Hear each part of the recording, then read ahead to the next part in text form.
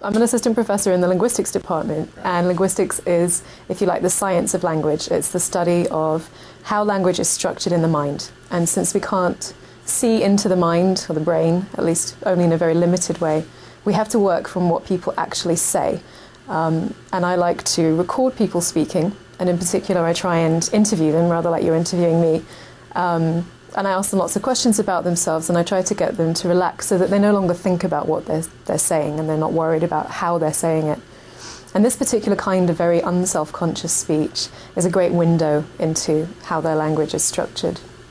So what I specifically look for when I'm interviewing people, or when I'm analysing their speech afterwards, is variation in their language, with a goal of understanding why, ultimately, and how language changes over time.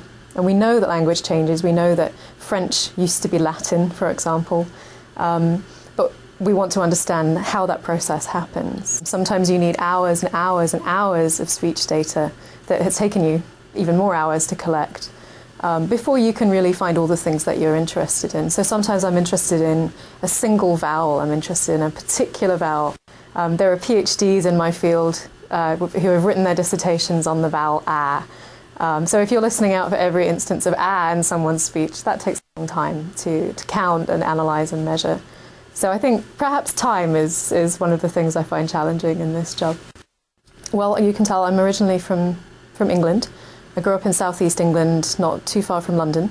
And I guess I grew up in a place where there were some strong contrasts in accents. My accent isn't very representative of where I grew up.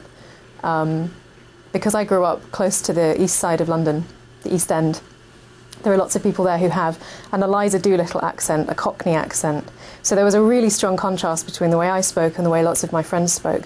And I think that made me really aware early on that this was an interesting subject. How did it come about that I sounded different from other people? Or how does it come about that anybody sounds different from anyone else?